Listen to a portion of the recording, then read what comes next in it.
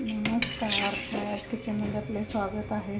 तर आज मी तुम्हाला दाखवणार आहे गावरान घेवड्याची शेंग करून दाखवणार आहे. चला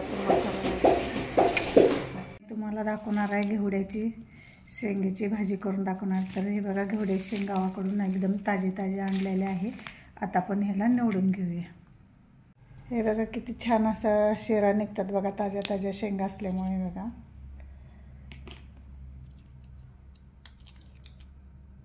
आतमध्ये असं हे करून घ्यायचं, बघून घ्यायचं किडका आहे का नाही ते.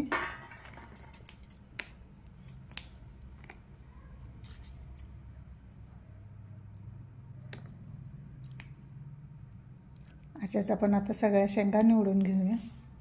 इथं माझ्या शेंगा निवडून झालेल्या आहे. त्याच्यामध्ये बघा देशी शेंगामध्ये असे बी असतात, खरं हे कवळे बी आहेत बघा. हे बघा, इथं माझ्या शेंगा निवडून झालेल्या आहेत. तर इथं माझ्या घेवड्या शेंगा निवडून झालेल्या आहेत बघा. धुवून घेतल्यात स्वच्छ. आणि इथं लसूण घेतलं आहे फोडणीसाठी, तिखट घेतले, शेंगदाण्याचं कूट घेतले, मीठ आणि कारड्याचं कूट घेतले. तर ही साधी सोपी रेसिपी आहे आपली, 15 मिनटात तयार होणारी. चला तर मग आपण करून घेऊया. ते कढई ठेवली मी गरम व्हायला. तेल टाकून घेऊया. मोहरी, जिरे, लसूण कलर चेंज होईपर्यंत आपण ह्याला भाजून घेऊ.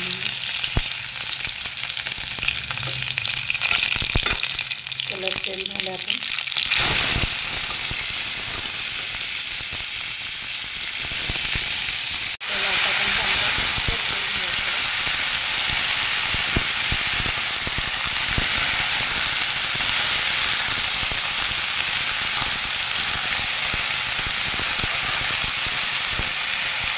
आपले चांगलं परतून झालेलं आहे.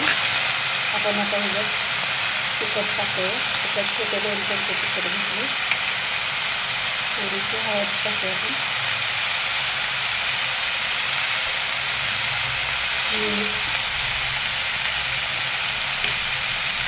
आणि कारळे तिखट ते टाकून आपण परतून घेऊ. आपण शेंगदाण्याचं कूट नंतर टाकणार आहोत.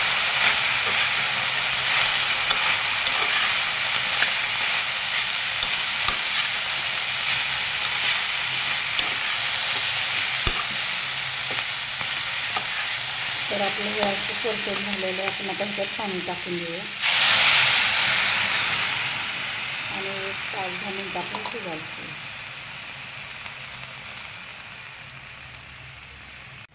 हे बघा, इथं चांगलं परतून पाणी ओतून झालेलं आहे आपलं.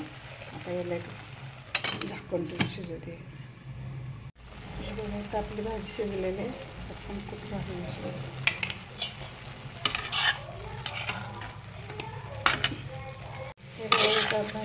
भाजी शिजलेली आहे. कशी छान झालेली आहे. वास पण छान येत आहे. गावरान घेवड्याची शेंग आहे. इथं माझी गावरान घेवड्याची शेंग करून तयार आहे. माझी रेसिपी आवडली तर लाईक करा, शेअर करा, सबस्क्राईब करा. धन्यवाद.